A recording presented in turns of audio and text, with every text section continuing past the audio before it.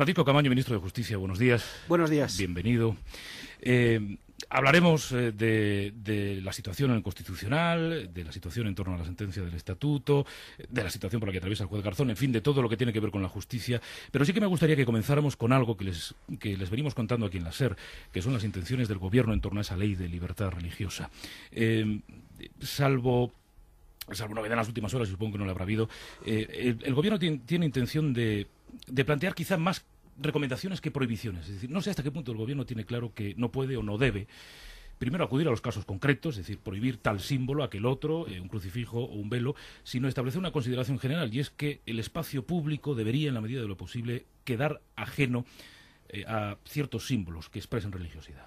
Sí, pues efectivamente el Gobierno está trabajando en un proyecto de ley de libertad religiosa que es una ley orgánica. Y las leyes orgánicas solo pueden regular el contenido esencial de los derechos. Si ninguna ley puede regularlo todo, porque no puede descender nunca al nivel de la casuística, por eso hay jueces que resuelven conflictos, las leyes orgánicas se tienen que quedar un poco antes, porque solo regulan la estructura esencial de los derechos. Pero situaciones como la del velo y como la que estamos viviendo, esta misma semana recibía al patriarca de la Iglesia Ortodoxa Rumana, que tiene 800.000 fieles en nuestro país ya. O sea, cifras considerables, no es solo la religión, el Islam u otras confesiones religiosas, pone de manifiesto dos cosas: que en 30 años la sociedad española ha evolucionado muchísimo desde el punto de vista del sentimiento religioso y su pluralidad, y en segundo lugar, que esa ley es cada día más necesaria y que, por tanto, cuando la propusimos, no es que tuviésemos, como se dijo en algún momento, ganas de mover y remover lo que ya estaba bien, sino sencillamente ir en sintonía con los cambios que hay en nuestra sociedad. En todo caso, esta ley no puede acabar provocando contradicciones. Y me explico.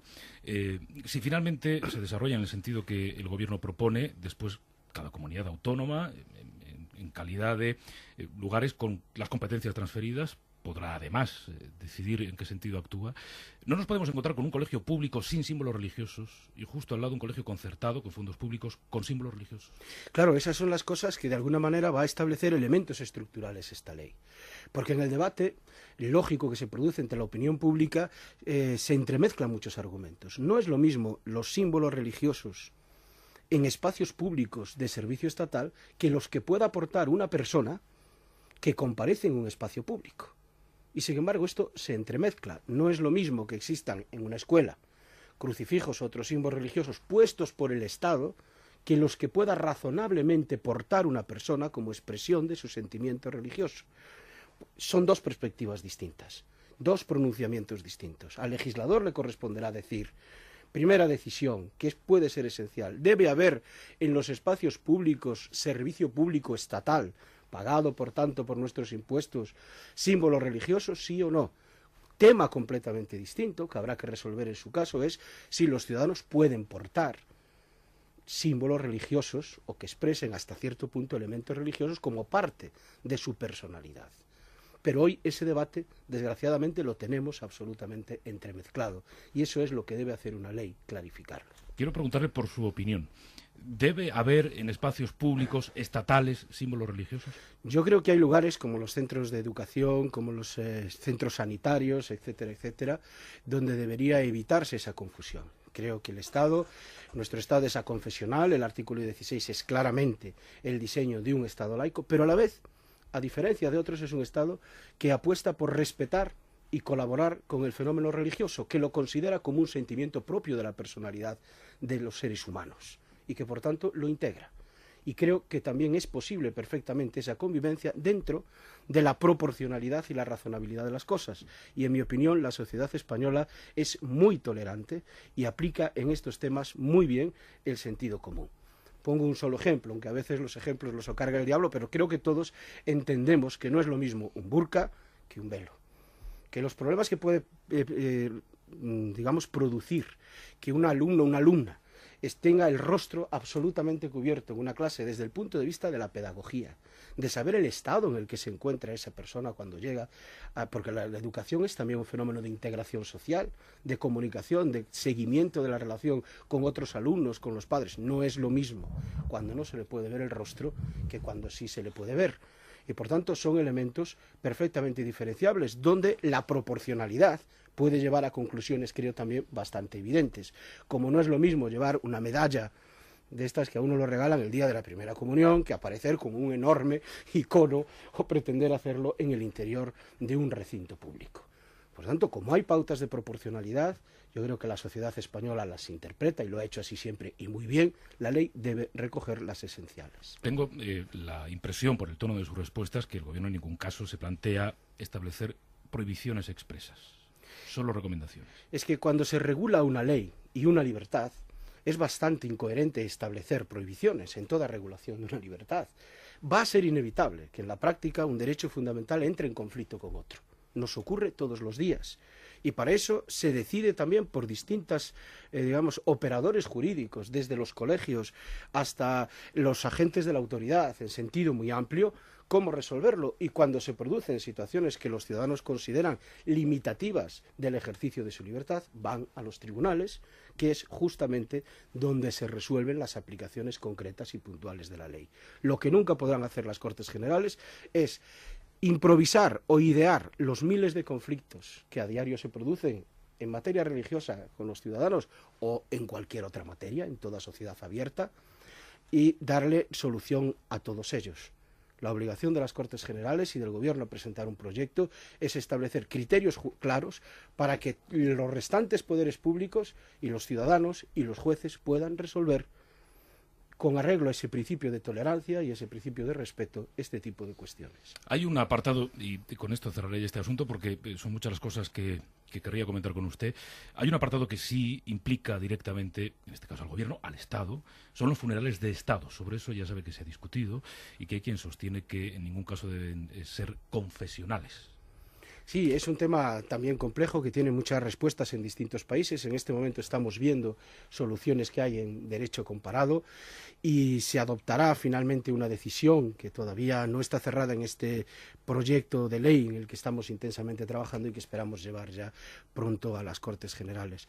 Pero lo que queremos desde luego es crear un escenario de integración, porque además en los funerales de Estado pues podemos ver que progresivamente en nuestro país, como consecuencia de su cambio sociológico, y es bueno decirlo, de los componentes culturales del mismo, pues hay personas que no todas obedecen a los ritos ni a la religión católica, y sin embargo también tienen, como cualquier otra, ese derecho a que el Estado les rinda un tributo, que no tiene nada que ver con que ese rendimiento de tributo tenga que serlo por la vía de una confesión religiosa o de otra.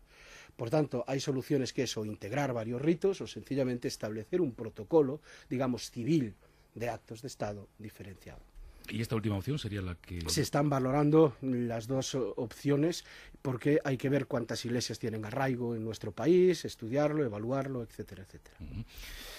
¿Debemos descartar, señor ministro, que haya una renovación más o menos cercana en el tiempo de los jueces del Constitucional que han visto ya cumplido su mandato? A mí personalmente, y creo que al Gobierno también, nos gustaría que esa renovación se produjese lo antes posible, pero lo deseamos desde hace 3 años. Y es verdad, como dijo ayer el presidente del Gobierno en el Congreso de los Diputados, que los responsables de que no haya renovación, las responsables son las Cortes Generales, más particularmente los responsables son los dos grandes partidos con capacidad de decisión en este tema, pero solo hay un culpable, en mi opinión, que se llama el Partido Popular, y quiero recordar muy brevemente las cosas para que hagamos memoria. Es un repaso casi hacia atrás de estos 2 años.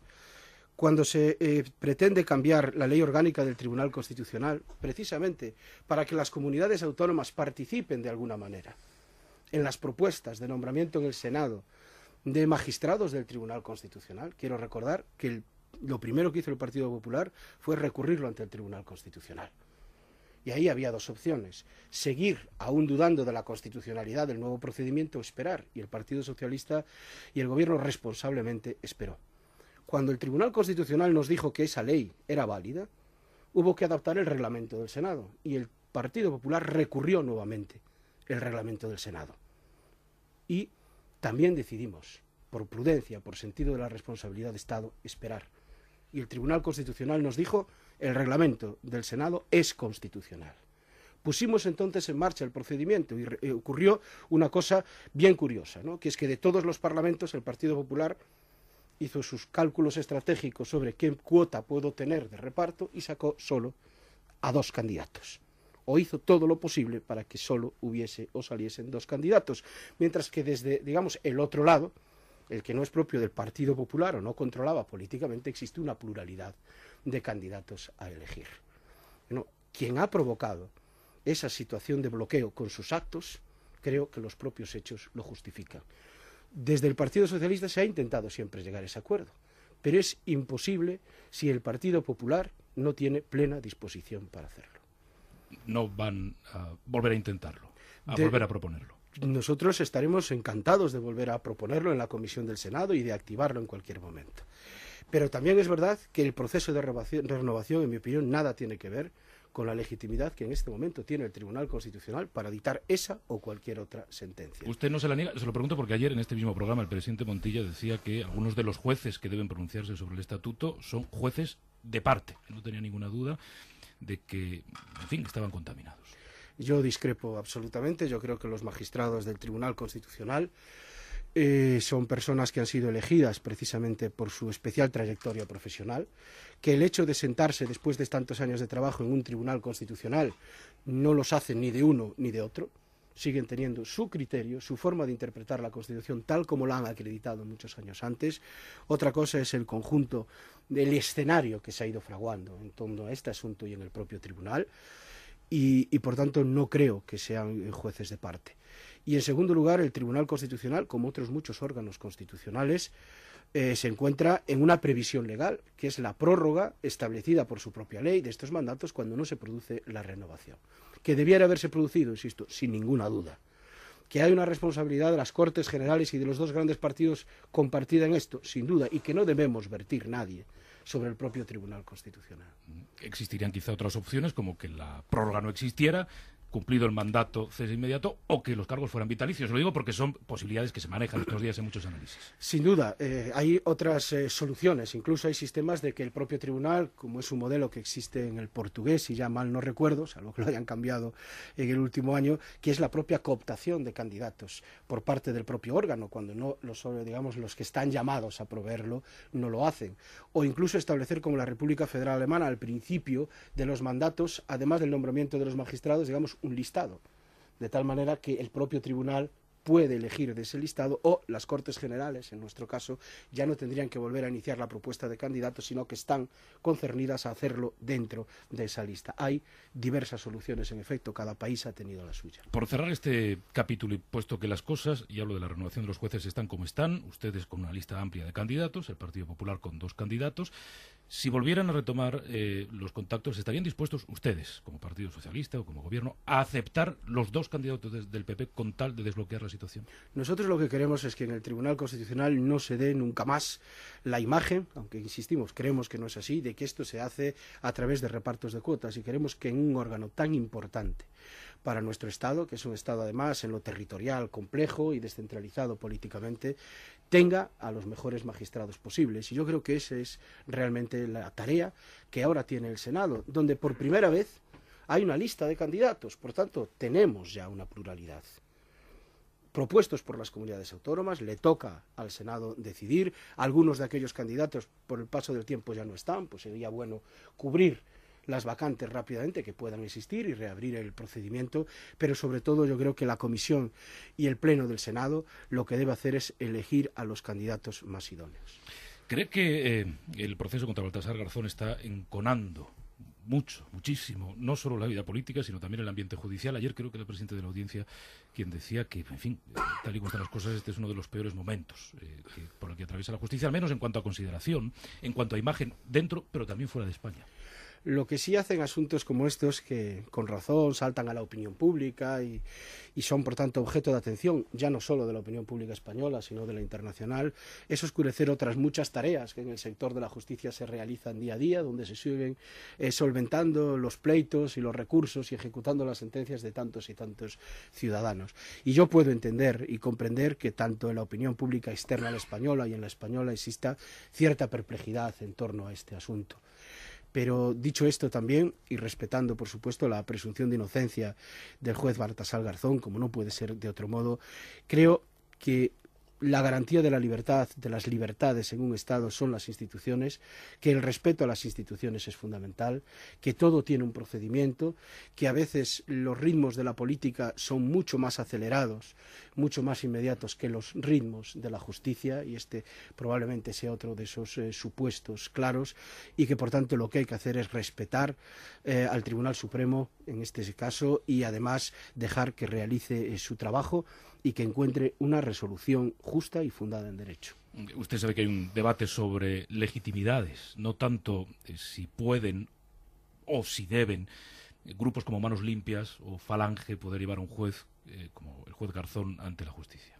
A mí me plantea también muchísimos problemas desde el punto de vista jurídico, ya no solo político, que también la posibilidad de que la acusación popular tenga márgenes tan amplios de interpretación en nuestro país. Y de hecho el propio Tribunal Supremo ha mantenido una visión distinta sobre esta cuestión. Si ahora se le vuelve a plantear, ellos tendrán que pronunciarse nuevamente sobre este aspecto y por tanto como ministro de Justicia no debo entrar en cuál puede ser mi opinión sobre el particular. Pero políticamente y con carácter general es de las cosas más difíciles que tenemos que explicar fuera.